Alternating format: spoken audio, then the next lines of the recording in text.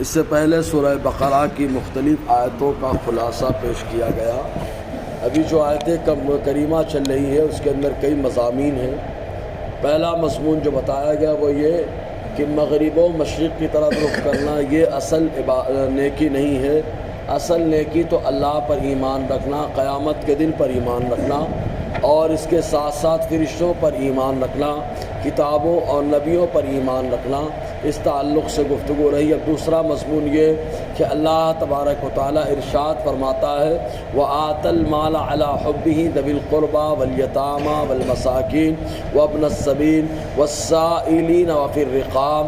اللہ تبارک و تعالیٰ فرماتا ہے نیکی یہ ہے کہ آدمی اللہ تعالیٰ کی محبت میں خرچ کرے، اگر اپنے رشتہ داروں کو دے تو بھی اللہ تعالیٰ کی محبت میں، یتیموں پر جو ہے خرچ کرے تو بھی اللہ تعالیٰ کی محبت میں، اور مسکینوں اور اس کے علاوہ مانگنے والوں کے اوپر بھی خرچ کرے تو محبت الہی کے پیش نظر خرچ کرے تو اللہ تعالیٰ فرماتا ہے یہ تمام چیزیں نیکیوں میں سے ہیں۔ اللہ تعالیٰ فرماتا ہے وَآتَ الْمَالَ، اور یہ کہ آدمی دے ایمان درست کرنے کے بعد اپنے مال کو علی حبہ، اللہ تعالیٰ کی محبت میں، ذوی القربیٰ، رشتہ داروں کو، جتنے قریبی رشتہ دار ہیں، خون کے رشتہ دار، ان کے ساتھ معاملہ رکھے تو ان کے اوپر خرچ کرنا یہ بھی عبادت میں شامل ہے۔ آقا علیہ السلام نے اس کو صدقے کے اندر شامل فرمایا ہے۔ قریبی رشتہ دار کے تعلق سے جب تک کفر یا گمراہی ان سے سرزد نہ ہو جائے تب تک آقا علیہ السلام نے ارشاد فرمایا سل من قطعک واعف عمن سلمک، جو آدمی تم سے تعلق توڑ رہا ہے تم اس سے تعلق جوڑو، اور جو ظلم کر رہا ہے اسے معاف کرو۔ تو یہ اس وقت ہے جب آدمی حد کفر یا گمراہی تک نہ پہنچ سکے، تب ایسی صورت میں اس سے تعلقات بنا کر اس کے اوپر خرچ کرنے کا حکم اللہ تعالیٰ نے عطا فرمایا۔ ورنہ آپ ذرا دیکھیں اگر ایمان سے نکل گیا تو چاہے قریبی کیوں نہ ہو اس کے اوپر اتنی رعایت نہیں ہے۔ ابو لہب حضور صلی اللہ علیہ وسلم کا رشتے میں چچا لگتا رہا، لیکن ایمان سے نکل گیا، کفر کر بیٹھا، گستاخی کر بیٹھا، تو اس کی مذمت میں اللہ تعالیٰ نے ایک صورت کو نازل فرما دیا۔ تو اللہ فرماتا ہے مال دے، اللہ حبی، اللہ تعالیٰ کی محبت میں، ذوی القربیٰ، اپنے رشتہ داروں کو، والیتامى، اور یتیموں کو۔ یتیم کس کو کہا جاتا ہے؟ آج تو کسی کو بھی یتیم کا معاملہ رکھ دیا جاتا ہے، نام دیا جاتا ہے۔ یتیم انسانوں میں وہ ہوتا ہے وہ نابالغ بچہ جس کے باپ کا انتقال ہو جائے، اور بچی 9 سال میں بالغ ہوتی ہے اور بچہ 12 سال میں بالغ ہوتا ہے، تو بچی اگر 9 سال کے اندر ہے والد کا انتقال ہو جائے تو وہ یتیمہ ہے، اور بچہ 12 سال کے اندر ہے والد کا انتقال ہو جائے تو وہ یتیم ہے۔ یتیموں کے اوپر خرچ کرنے کا حکم اللہ تعالیٰ نے عطا فرمایا۔ ایک حدیث پاک میں حضور صلی اللہ علیہ وسلم نے فرمایا یتیم دبے لچے ہے، اور تم لوگوں کی مدد اللہ تعالیٰ ایسے لوگوں کے ذریعے سے عطا فرماتا ہے۔ ایک روایت میں آقا علیہ السلام نے فرمایا جب مجھے تلاش کرنا ہو تو انہی میں تلاش کر لیا کرو۔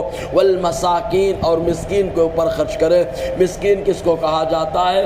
مسکین وہ جس کے پاس ایک وقت بھی گزارے کا کوئی سامان نہ ہو، اس کو مسکین کہا جاتا ہے۔ مسکین کو اللہ تعالیٰ کی طرف سے، رسول اللہ صلی اللہ علیہ وسلم کی طرف سے اور شریعت کی طرف سے یہ اجازت ہے کہ اپنی ضرورت کے مطابق وہ لوگوں سے سوال بھی کر سکتا ہے، وہ بھی بس فقط ایک وقت کے لیے۔ تو مسکین وہ جس کے پاس گزارے کے لیے ذرہ بھی برابر کوئی سامان نہ ہو تو اس کو مسکین کہا جاتا ہے۔ چونکہ یہ لفظ ہی بنا ہے سکون سے، اور سکون کے معنی ہوتا ہے ٹھہراؤ، اور جس آدمی کے پاس کچھ نہ ہو تو وہ بہت زیادہ ٹھہرا رہتا ہے، وہ کہیں جانے سے گریز کرتا ہے، سفر کرنے سے گریز کرتا ہے، لوگوں سے ملنے سے گریز کرتا ہے، اسی لیے اس کو مسکین کہا جاتا ہے۔ وابن السبیل، اور مسافر کے اوپر خرچ کرے۔ مسافر آج کے دور میں تو پھر بھی سفر آسان ہے، اس زمانے میں لمبے لمبے سفر ہوتے تھے، آدمی زیادہ راہ لے کر کے نکلتا تھا، ختم ہو جاتا تھا۔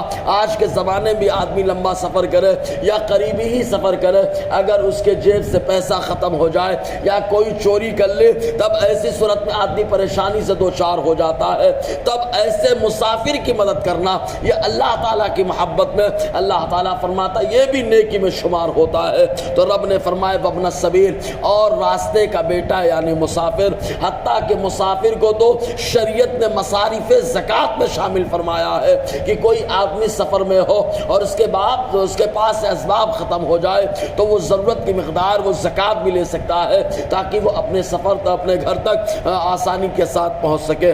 والسائلین، اور مانگنے والوں کو دونا، اور مانگنے والوں سے مراد وہ مانگنے والا جس کے پاس کچھ بھی نہیں ہے، اللہ تعالیٰ کے لیے مانگ لیا تو اس کو جیسے مسکین کو ایک وقت کے لیے مانگنے کی اجازت۔ وہ پھر رقاب، اور غلام آزاد کرانے میں جیسے آقا علیہ السلام کا غلام آزاد کرانا، حضرت ابوبکر صدیق کا غلام آزاد کرانا، حضرت بلال انہی کے آزاد کردہ غلام آقا علیہ السلام کی خدمت میں رہے۔ سلمان فارسی رضی اللہ تعالیٰ سرکار ان کو آزاد کرانے میں یوں مدد کرے کہ ان کے لیے حضور خود اپنے ہاتھوں سے کھجوروں کا درخت لگائے۔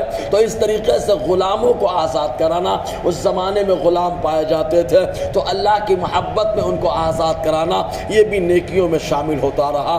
بہرکیف یہ حقوق العباد میں، اور پھر اللہ تعالیٰ نے فوراً اپنے حقوق کا ذکر فرمایا، انشاءاللہ اس پر روشنی رہے گی۔ اللہ تعالیٰ ہم سب کو فیضان قرآن، برکات قرآن سے مالا مال فرمائے۔